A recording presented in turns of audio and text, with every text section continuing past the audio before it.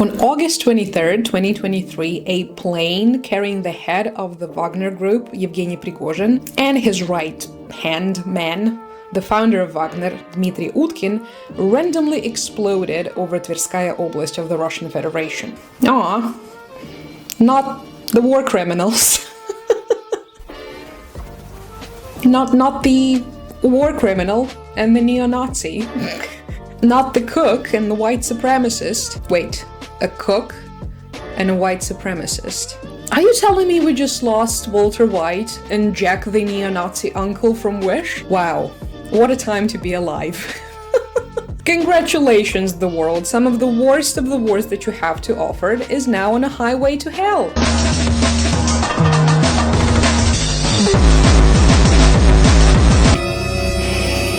Or are they?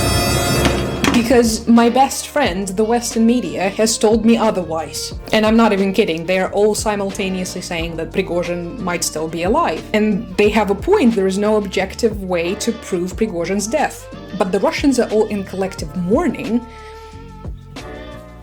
And the Russian media told me that he was dead. So is he dead or is he alive? Or is he both? Ladies, gents, theys and thems, allow me to introduce, for the first and the last time in history, Schrödinger's Prigozhin. He's like Schrödinger's cat, but gross. He's like Schrödinger's cat, but bald.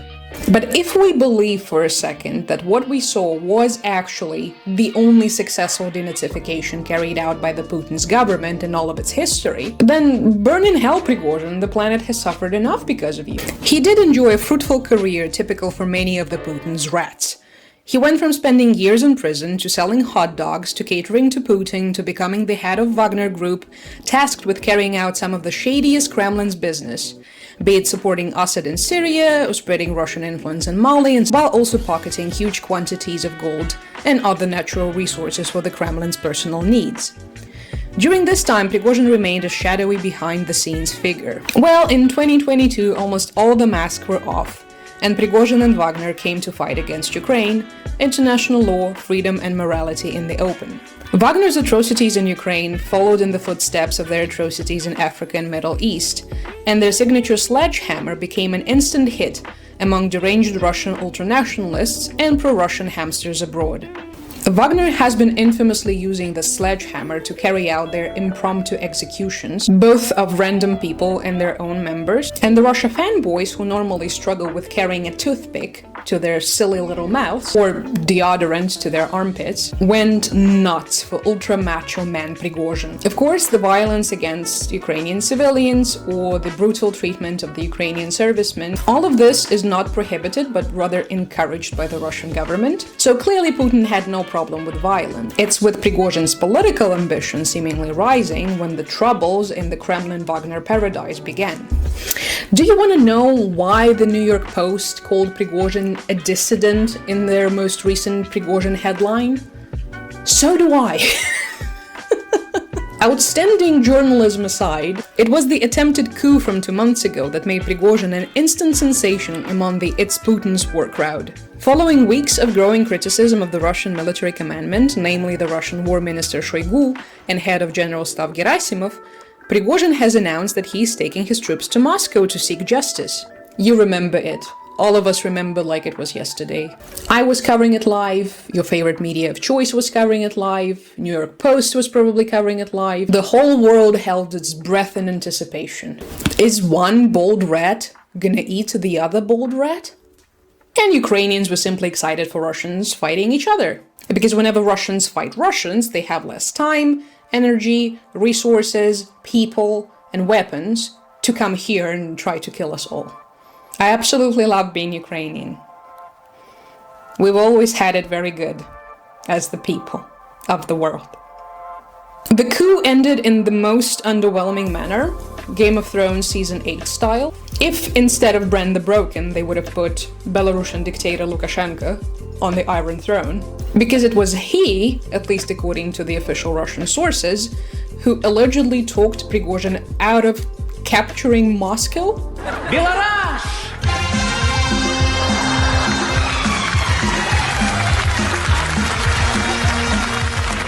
And Moscow was already fortifying its outskirts. They were blowing up the bridges, they were getting ready for a full-blown assault. Of course, it was not Lukashenko who actually changed Prigozhin's mind. It was clearly someone from Putin's inner circle, or maybe even Putin himself, who made him an offer he couldn't refuse.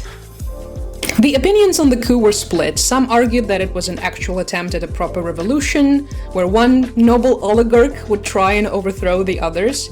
And the big brain Putin legal defense team on Telegram started telling us all that this is one of the most famous Putin's 4D chess gambits, where he has planned everything from the get-go, commanded Prigozhin, and ended up relocating Wagner from the war zone in the occupied Ukraine to Belarus, which is somehow brilliant and makes him this powerhouse strategist. Can we please have a moment of silence for all of the people whose livelihood still depends on trying to prove to the world that Putin is this great master strategist in the year of our Lord 2023? Okay, no, I don't care enough. And of course, the biggest argument to support their theory that the coup was fake and staged and planned by Putin was the fact that all of the key figures of it were still alive. Yeah, about that. What a bizarre coincidence that a plane carrying two of the men who were at the heart of the coup would just randomly catch fire super close to the Putin's Valdai residence on what many believe to be a 2-month anniversary of a failed coup.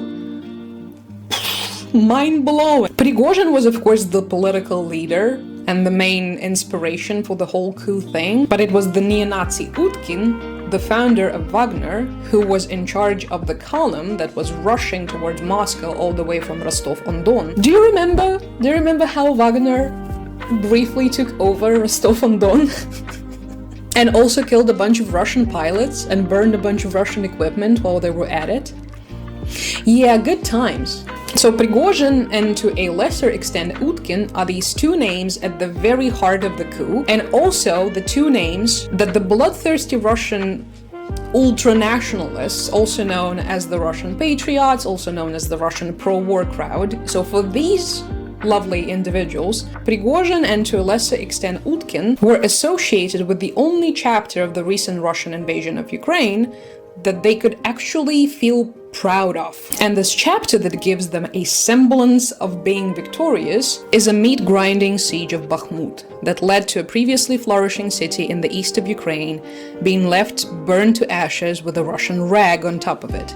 With the siege of Bakhmut, Prigozhin went out of the shadows and into the spotlight. He entered the mass consciousness as a witty, crude, and entertaining warlord. Through his media empire of Telegram channels, paid bloggers, and an infamous army of trolls, he was relentlessly putting out content of him visiting the trenches and training camps, criticizing the Russian Ministry of War, more specifically Shoigu and Gerasimov, calling the Russian elites out on their corruption, and essentially cosplaying as a proactive Russian citizen. A patriotic former criminal who made it. A Russian dream. He was basically Navalny for Russian ex-cons, and considering the number of Russian citizens that either have been to prison or are connected to the prison culture in one way or another, this couldn't help but resonate with the realные пацаны. And this is where the personality clash might have begun, because for the longest time possible it was Putin who was the sweetheart of the Russian thieves and gopniks, with his jokes in poor taste and tales of how the streets of Leningrad have taught him to punch first. However, the slimy, tidy KGB rat that has never set his foot in prison cannot possibly compete with an actual former prisoner Prigozhin, hence the extremely bizarre aspects of infowar surrounding Putin and Prigozhin in the past. Months ago, somewhere between Prigozhin still actively writing the "Look how effectively I massacred thousands of Russians in Bakhmut" wave, and the attempted coup, some of the FSB-affiliated Telegram channels started actively promoting the rumors of Prigozhin, pardon the crude details, getting essayed while serving his prison term. The main goal of this rumor was to show that, quote, "Опущенный пахан уже не пахан," whatever that means. Well, I unfortunately know what that means. That's a Russian lingo term, basically meaning that someone that had something like that done to him in prison cannot be respected in the Russian dog-eat-dog hierarchy, which I believe is similar to the prison culture everywhere. To those of you wondering why am I even telling you all this, say there is this misconception that in order to understand Russia, you have to understand the Russian Empire, Dostoevsky, Lenin, balalaikas and ballet, but allow me to let you in on a bit of a secret. The key to understanding Putin's Russia, and especially the Putin's inner circles, is in understanding Russian prison system. The culture of professional thieves, воры в законе, concepts like общак, опустить и нагреть. I hate how I know all this. One of the biggest mistakes that the global community made when dealing with the Kremlin was trying to treat them like the elites and not like the criminals that they are. I personally cannot even treat the term Russian elites as anything but ironic, considering how it includes the horse face, creature the house elf, and the wise mystical tree man. Minus the wise. Prigozhin's rapidly growing popularity couldn't escape the Kremlin. In fact, his larger-than-life anime villain persona must have annoyed the system that makes a deliberate point of erasing almost anyone with a name and personality out of public consciousness. The Russian public is almost completely unaware of their own war criminals because their own propaganda fails to promote them as the heroes of the state. And it's deliberate. They will briefly tell you of a heroic Colonel Andrei Pupkin, who killed 200 Ukrainian Nazi grandmas on Abrams tanks, but that will be the first and the last time you ever hear of noble Colonel Andrei Pupkin. God forbid an actual personality ends up getting promoted on the state TV. On the first glance, it might seem bizarre. Don't you need all of the possible propaganda materials to rile up your society at times of war? Not when your head of state is a fragile, egomaniac twerp who, just like any other dictator, is completely horrified at losing his power and sees competition everywhere, even in his own shadow. Ironically, this is exactly the type of behavior that usually ends up birthing the very thing it tries to prevent. Prigozhin's, Navalny's, and Girkin's are all the babies of Putin's regime. They were all either directly or indirectly created by Putin's system, and then seemingly strayed away due to the unforeseeable circumstances. Now, there is no way to know for sure whether or not Prigozhin is in fact dead. Our only sources on the matter are Russian state-controlled. The DNA expertise that should be carried out sometime soon will also be fully under the Kremlin's thumb. Suspicious details surrounding the death, including the fact that there were two Prigozhin's planes flying one after another, already gave birth to multiple conspiracies claiming that Prigozhin is alive and well, and might actually make a tremendous comeback, like a beloved character from a Russian early 2000s criminal drama, Brigade. The main character there was a noble criminal archetype who seemingly got blown up in his limousine by his enemies, only to later make a comeback and murder the main villain of the show, who just so happens to be a slimy, balding former KGB agent turned politician. I mean, the parallels are uncanny. Honestly, I wouldn't mind him making a comeback and challenging Putin to a duel, and then both of them are dying to, what you say. The TikTok edits would slap. However, it absolutely doesn't matter whether or not Schrödinger's Prigozhin is dead or alive for Russia, for the Russian reality is crafted by the Russian propaganda. And the moment his death was announced on one of the biggest Russian national TV channels, Россия 24, he died for Russia. You can already see the difference in coverage. While many Western media outlets remain skeptical of Prigozhin's passing, Russian sources, even the ones that market themselves as skeptical of the line of the state, have accepted it as true. And for Russia, not only was it Prigozhin himself who died, but also his political and military ambition. The bloody mythos of the decades of horror that Wagner brought to Africa, Syria, and Ukraine, and the idea that a relative closeness to the presidential circles can serve as a carte blanche, an ultimate protection against all wrongdoings. Whatever the Kremlin Lukashenko guarantees to Prigozhin were, it is now crystal clear to the so-called Russian elites that those guarantees cost as much as a burning pile of ash in Tverskaya Oblast. Once again, let's go along with the Russian sources and accept Prigozhin's passing as true. What does it mean and how does it change the narrative surrounding both Prigozhin's coup and his controversial persona? First of all, it heavily hints that the coup itself was not Putin's Queen's Gambit, but a real thing. It was an actual attempt at a revolution, rebel, mutiny, call it what you will. Probably not a revolution, because a revolution demands a change in ruling class. And Prigozhin was not of a different class. The very idea that the coup was staged relied on Prigozhin walking. And before the Putin fanboys rejoice that the overlord of their feeble bodies has proven once again to be the mojo dojo macho man they always believed he was, I would like to point out that this particular route of the game does not depict Putin as a mojo dojo macho man. Dealing with Prigozhin in the immediate aftermath of a coup would have. This delayed, bizarre reaction, if anything, indicates fear. Currently, the Russian propaganda isn't even trying to depict it as Putin's doing at all. All of Solovyov's morning BS broadcast was dedicated to discussing how uninteresting Putin was in something like this, and how it must be the pesky Ukrainians destroying such a valuable asset to the Russian army. And whatever Solovyov says, you must immediately believe the opposite. That's like the rule of watching Solovyov. But also please don't watch Solovyov. To add insult to injury, the official sources of the Kremlin were nowhere to be found. Putin's press secretary Peskov was silent because he was either on vacation, lost in his own mustache, lost his own mustache, locked in a basement by his mustache, and everyone else was sort of kind of hanging out, maybe celebrating the 80th anniversary of the Kursk battle, like Putin was, or a man resembling Putin was. I honestly have no idea what any of these people were doing, but that's not a good look. And we love it.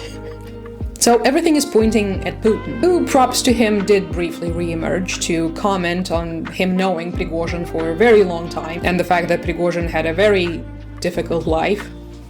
Alright, so Putin took out a competitor.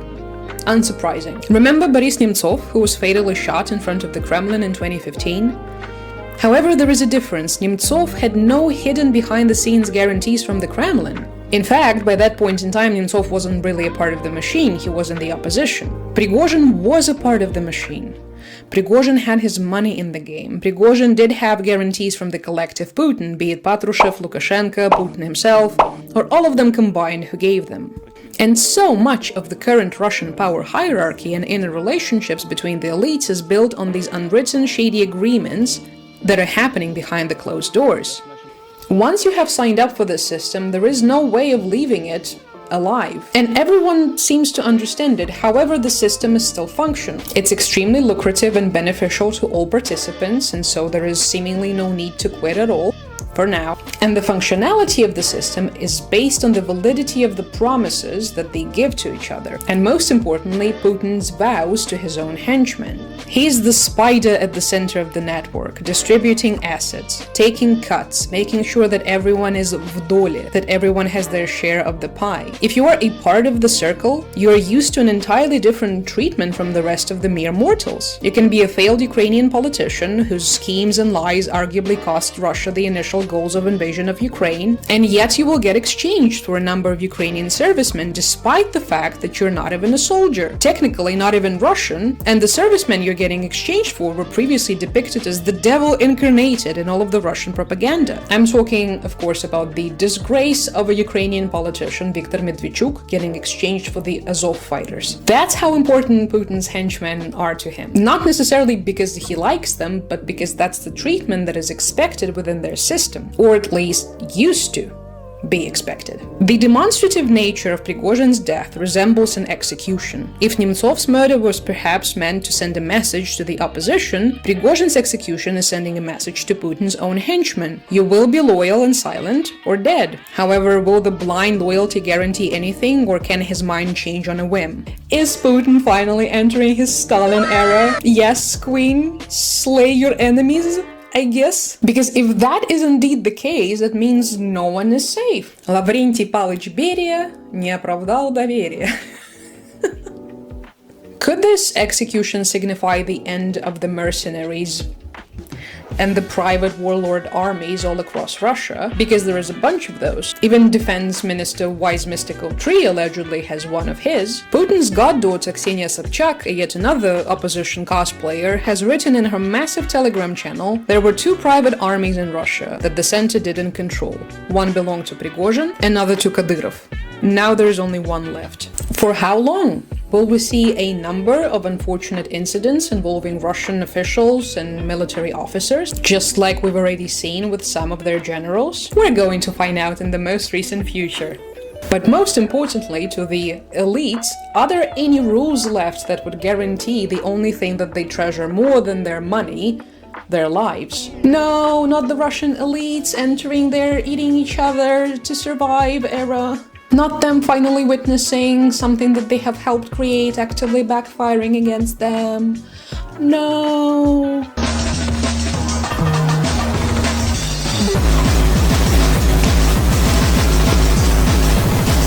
From the initial look at the state of complete and utter shock and disbelief that is currently reigning over the Russian political discussions surrounding Prigozhin's death, yes, the Russians are having political discussions, I know. It's mostly happening on Telegram, their most popular messenger/social media app. And no, I don't know why so many Western media outlets are trying to depict the Russians as the clueless medieval peasants, completely detached from the realities of war, sitting in their basements, starving and crying all the time or something. For those who are actually this way, it's more of a choice. You can feel a certain sense of doom, and no matter what the conversation has to do with, it ultimately goes back to one single word: chaos. Russian politician Lev Schlossberg writes, hundreds, if not thousands, of our elites must be looking at what happened to Prigozhin and wonder, what's next?